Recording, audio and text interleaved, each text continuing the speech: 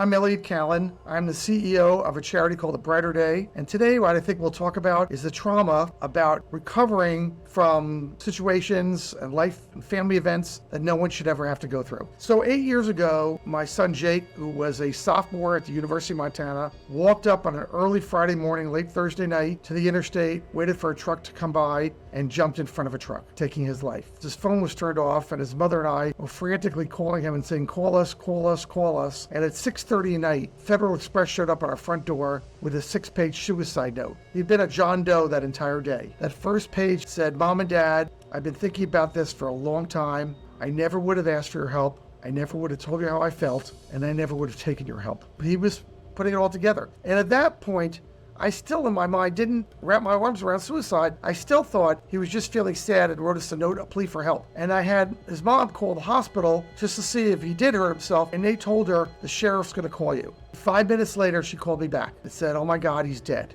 So we began the process of what do? You do not go into mourning as a parent. You go into shock. Now, in a suicide note, it said, just take my ashes and scatter them in the mountains of Montana. And so she said, what are we going to do? I said, well, I'm going to go up to Montana tomorrow morning, first flight out. I'm going to get him and bring him home for burial. She said, well, you can't do that. He wants his ashes scattered. And I said, I don't owe that to him anymore. I owe that to the living now. The living are going to need a place to mourn. I can't put the ashes 4 states away. She said, I want to go. She was crying. I don't know if I was crying or shocked. I had some tears. The process began. And we went there, and we walked in. I already spoke at the funeral home. They had put his body on ice because he's Jewish, and we don't embalm when you're Jewish. And so we walked in, and they had said, please, whatever you do, we've done the best we can. He was crushed. You don't touch from the neck down, whatever you do. They had a sweater on him. I don't know what they had on his bottom, but just don't touch him. They put some things in and fixed him up so we could see him, and his eyes were closed and so forth. And so we saw him. Well, when you tell a parent, don't touch below the neck, what do you think we're going to do? And I touched below the neck, and there was nothing there. It was just flat. It was flattened. And I called them in, and we were still in shock. His mom was sobbing, screaming. And I said, I need his body back. We're Jewish. We have to include in his casket everything. And they said, it's all there. He's just been crushed into so many pieces that he's flat. And I'm like, oh my goodness. So again, the feeling is not mourning. We're just in shock. Hockey team had decided, the rink and the school decided to retire his jersey and hoist it to the top of the rafters. And they asked us to be part of this. And because we were caught on a weekend, bad weather and so forth, we couldn't leave anyway over that weekend.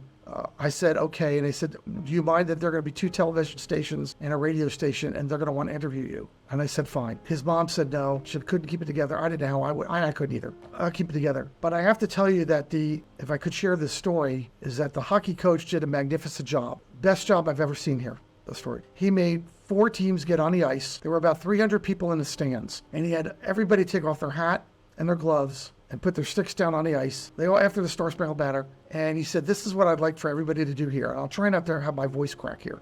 But he said, I would like all of you in the stands and on the ice to put your 2 fingers on the pulse, your left hand on your right pulse, and just feel your pulse.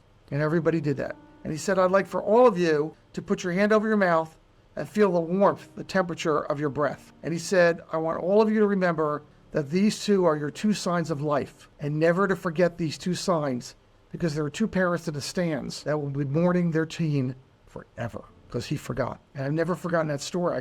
I think this is the first time I got through it without breaking up.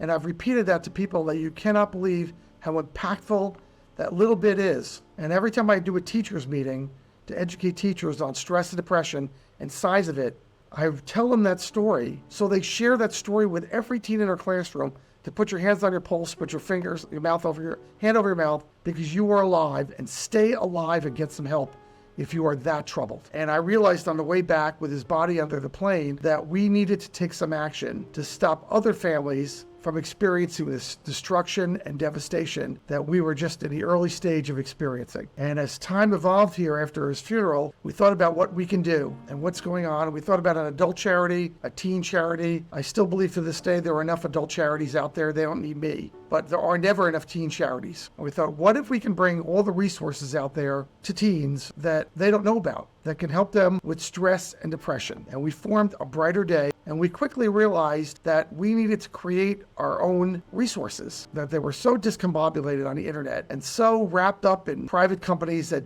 did this for a living, that we came up with our own set of bi-weekly resources on stress and depression. We started by bringing these resources out through a very simple program of repackaging a teen band showcase. In the first 4 years of doing this, we gave out about 2,000 backpacks filled with original content. I don't mean stress balls and the nonsense that is out there where squeeze this when you're feeling bad or hit this button from Staples. That's just not going to really make an impact on a teen. But they could read that. And then COVID hit, and we had to reinvent ourselves like every other organization out there. We had to become a little bit more substantial. And so we beefed up our website to bi-weekly mailing. We hired a writer. I'm a writer, so we have really 1.5 writers for this. We created a teen survival toolkit.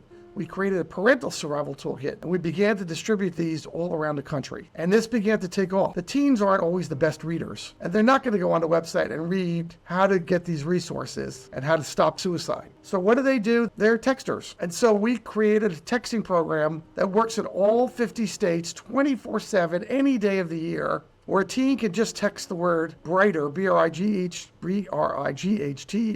to 741-741, and in less than 5 minutes, they are going to talk to a counselor in any state, anywhere, anytime. And they could talk for up to 40 minutes, hang up, and do it again all day if they needed to. My son, who was at the end of his life, was not able to sleep effectively. He could have done it at midnight. Kids could have walked out of chemistry class where they were struggling. And almost every teen asked the same question within 5 minutes. And that is, am I the only one feeling this way? They become so isolated. And if the parent wants to text, they could do that too. And it's free. We pay for that separately. But that doesn't work for everybody. Some teens need live counseling. They need to talk to a counselor.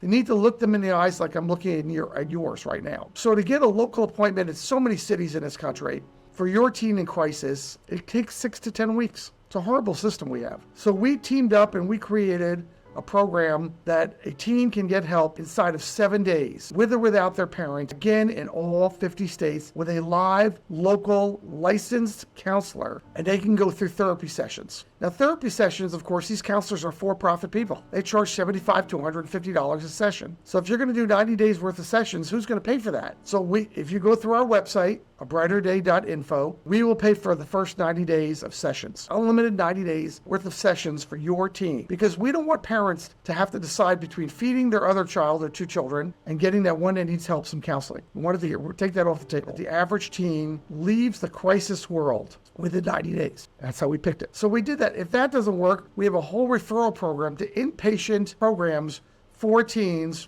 here on the West Coast. And for teens that have gone through our program, if they can put it together a 500-word essay on how this has impacted their life, we will give them a college scholarship that pays for 1 year of books, $1,000. So we are trying to give back every day of the week to help teens with resources on stress and depression with the goal of stopping teen suicide. What was 2,000 teens and their families in the first 3-4 years, we're now touching 5,000 to 10,000 families a month. Now, Jake, sadly, his suicide was the impetus of this, and I said it earlier, I wish we didn't have to do this, but in so many ways, people have said to me, Elliot, maybe this is the greater calling. You're changing lives every day of the week. The first thing you do, assuming your child is alive, is you've got to learn how to be a different parent than you are. So here's how you and I were raised. Your mom, your dad, they sat down with dinner for you, and they said, how was your day? And you said, fine. Especially if you're a boy, you began to answer like a cave person, a caveman, monosyllabically. And your parents were happy to hand that off and say, oh, good, it's fine. How you doing at school? Okay. You didn't really give them information, but you also weren't under assault with social media that they are today. So I urge parents to don't be like your parents, that you've got to first create situations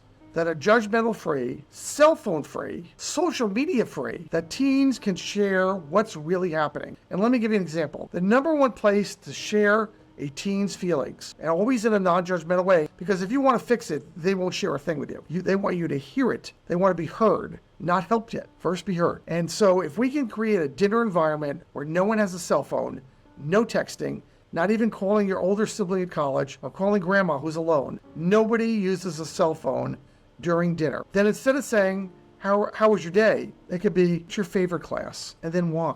What's your least favorite and why? How's your best friend doing in chemistry? If you don't like chemistry, is it the teacher or the materials? Find out what's going on, because maybe your child is checked out of chemistry. Talk to each other, not at each other. Non-judgmental. Don't say, I know you had a fight with Mary this week, your best friend. Let me tell you how you can fix that. Don't do that. You might have a great idea, but maybe she's not ready to hear that. You're not ready to hear that. how to fix your life with Mary. And if the dinner's not working as well as you'd like, the car ride's not working as well as you'd like, then the third best thing you could do as a mom, as a dad, is take a walk once a week with your teen. We are trained to talk while we walk with anybody. We're not trained, programmed to talk and alone, to walk alone. We're trained to be social. And so you can ask those same questions, no cell phone. Either put it in your pocket for emergency, but keep it off because you're going to learn a lot. Then as a parent, you can begin to get some ideas that I've got to get some resources on what I could do. We're not the only website online. There are thousands of them.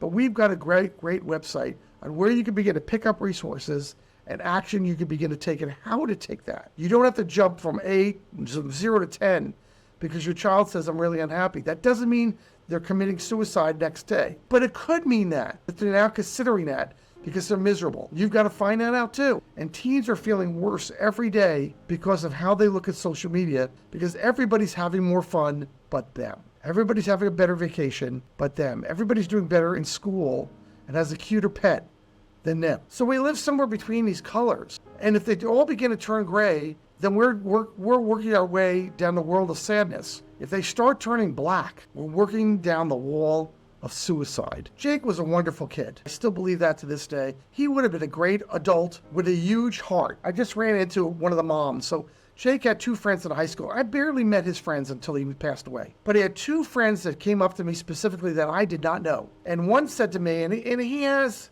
some physical disorders. And his mother came up to me over the weekend. We were manning a booth at a Thursday night music event in the summer, like hot August nights type of thing, and introduced herself to me. And I said, oh my goodness, Jake and your son had a great, I love your son. He's a wonderful kid. She said, I don't know if you realized what happened, how they became friends. I said, no, I don't. She said, well, you know that, he has some physical problems. The head is a little bit longer and distorted, and he's got some brain issues from that. He's going to have issues his whole life. And he's a wonderful, sweet young man. He was being bullied in school, and Jake stepped up in between the bullies and him to stop it without even knowing him. And they became good friends ever since then. He stopped the bully. And then his other friend, who was a good friend, who's literally from Africa, an African-American young man, was being made fun of a little bit because of his heavy accent. And they were in Spanish class together. And the teacher had to made each child go up and sing a small part of a song in Spanish. His English was broken. His Spanish was, you can imagine how bad his Spanish was. And the teacher in this class, and I don't know why she made the kids do this, but wanted every student to stand up in front of the room, which, at that age could be just petrifying, and sing at least a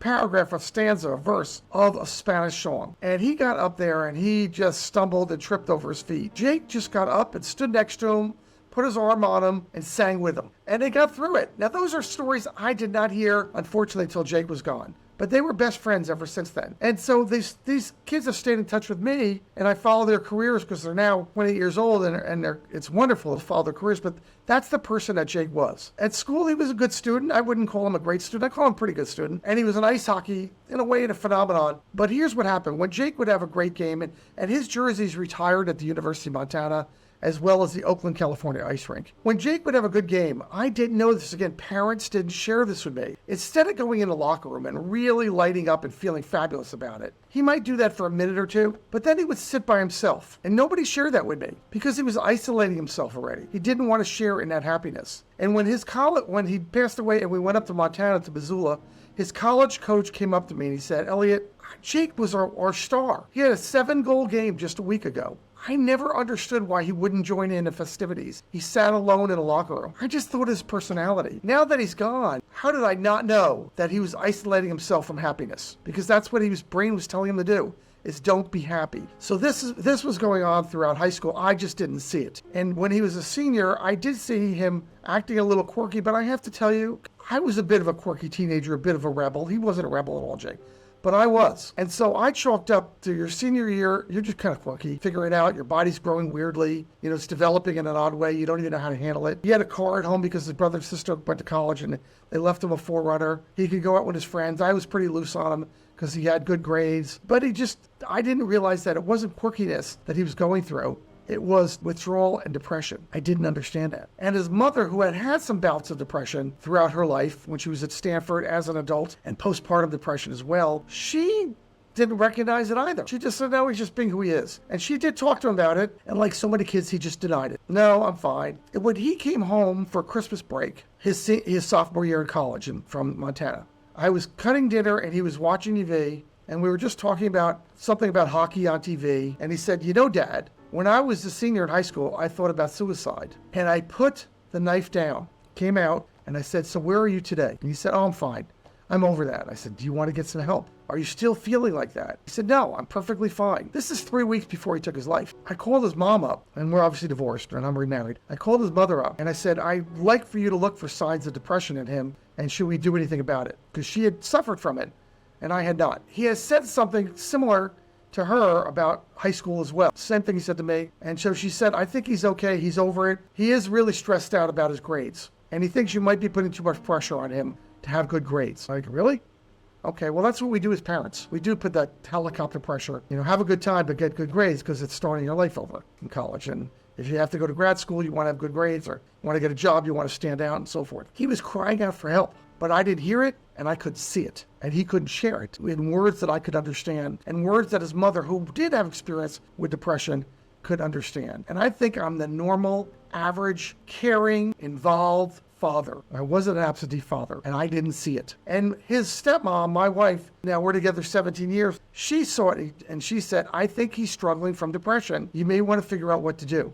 She didn't see the suicide. She just said, he looks like he's suffering, and his sleep pattern was interrupted. That's the one thing that was really messed up. He was not falling asleep till almost 3 a.m. Again, from 12 to 3, he was up, hanging on his cell phone, hanging on Facebook, hanging on Instagram. TikTok didn't really exist. Doing nothing but feeling worse about it every day. So he was doing everything you don't want from your child. And I would see the light coming out of the bedroom door, and I would say, come on, Jake, turn off the cell phone, let's go to bed. And he'd say, okay. And I don't know if he went to bed or not. And I found out after he died, he was doing the same thing at college. He seemed to be awake when his friends were asleep, and asleep when they were awake. His pattern was interrupted.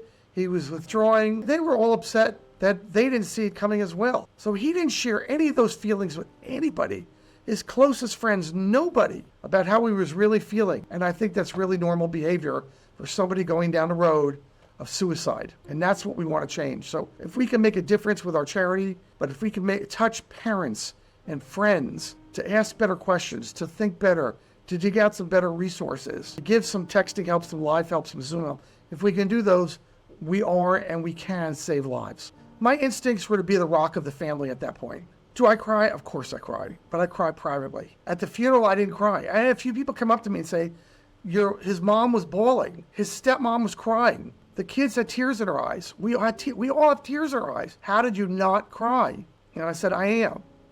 I just need to be strong for my family. So my daughter is so sweet. She sends me a birthday card and Father's Day card every year that says, Dad, thanks for being my rock. There are things I can't do anymore. I can't watch a movie about kids, for the most part. And certainly, I can never see a movie where there's harm that comes to a child of any kind. The little things set you off. His picture, 8x10 picture, is next to my TV. Of course, I look at the TV sometimes and the picture. So my grounding is I go to the cemetery. The view never changes. The conversation doesn't change very much either. But I always end the same way. And that is I want to be really grateful to having Jake in my life for 19 years. And that's how I end my conversation. I end with thank you for having Jake in my life for 19 years. Less by far than it should have been, but more than some. So thank you. So no matter what happened with Jake and how horrible I feel about it, and I do every day of the week, I want to be gracious and grateful that I had a better experience than some other parents. At first I didn't want to go to therapy. The funeral home had built into the whole casket process 6 sessions with a therapist that they outsourced. And I went and did 1 session with her. And Jake's mom did a couple sessions. And then I had said to her, I'm not going to do this anymore. But I knew his mom was really in trouble at that point. And I said, can I donate my sessions to her? So I had maybe 4 left. She had that. Give her those sessions. She needs it. And I would be the rock. At some point, I had to get some counseling too.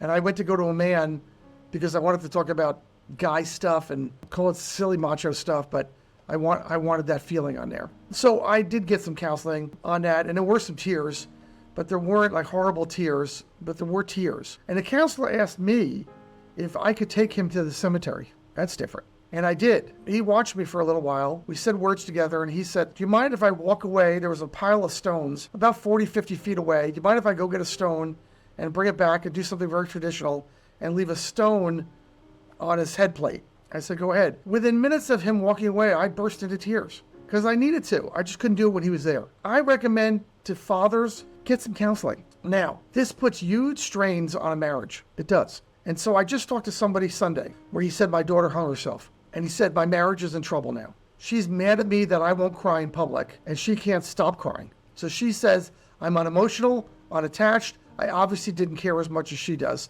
about our daughter. Probably none of that is true. She's raw. He's hiding it. So I really recommend everybody get counseling. Now for Jake's mother, it got even worse because funeral home, thankfully, had offered a weekend away at a camp in Northern California for anybody that has suffered a familial loss, whether it be your child, your parent, your sibling.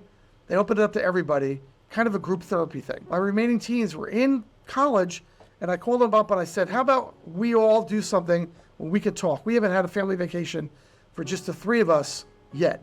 Let's go somewhere we could talk. And I said, let's go to the Grand Canyon. And my son was already in LA from St. Louis and said, Dad, I need you to go to Mom's house right now. I said, why? He said, Mom's about to take her life. And I said, what? She said, yep, Mom just told me she's going to the cemetery with a bottle of pills. Some pills and a bottle of alcohol, and she wants to die on Jake's grave. So I called her up and I said, what's going on? She said, I can't go on. I said, Lisa, you have twins. Your twins need you. They need a healthy you. Don't do this to them. They'll get over their brother committing suicide. They will never get over their mother taking her life right after their brother. Nobody does. You can't get over that. I said, I'm going to come over. She said, no, my best friend's going to come over. I said, are you telling me the truth? She said, yeah. I said, call me in 20 minutes. She called me 20 minutes. I said, let me speak to her. And she was there. And they 5150'd her. But she was going to take her life. She couldn't deal with it. And I said, why don't you call her back? I said, why don't you go to that retreat this weekend? And they did. And so the first day wasn't good, but for her, she made 365 fortune cookies with little sayings in each one to make her day more positive. So every morning she could open up a fortune cookie and get a little yellow tab, because his helmet was yellow in hockey, get a little yellow piece of paper that had some type of affirmative or affirming phrase on that. And she didn't have to give up her life that way. But eventually she had to do ERB, and that made a difference too. So the charity is very easy to see. It's abrighterday.info. You're going to see all those resources on there. It's easy to navigate. It's easy to make a donation if that's where you want to go. But all those resources that we put together, and there are thousands of pages of resources, are free. The text line is on there. It's free. The Zoom program, it's free. If you want a referral to an inpatient program, it's free. We'd love your feedback. Join the mailing list. It's in the thousands of people every other week. And be part of our family so we can help you with your family. As a parent, we have been poorly trained to be 2023, 2024 parents. We're still living in the things we've learned from our parents. So we have to reinvent ourselves, to ask better questions, to dig into our children's lives, and to turn off not just their social media, but ours when a great conversation can be at hand. That's the biggest lesson you can learn as a parent. So you've got to be a smarter parent today and learn that there are other things to entertain your child with besides social media. I saw about an 8-month-old or 12-month-old kid at the car wash over the weekend, and he had a cell phone, mom's cell phone, hanging from his neck in a car seat, watching Mickey Mouse and Donald Duck. And the child wasn't engaged with what's going on at the car wash. The parent wasn't talking to him. Oh, look, the car's getting clean. Look, they're wiping off the car now. Isn't this really interesting? The parent was unengaged with their infant. That's a bad thing. Don't let that happen.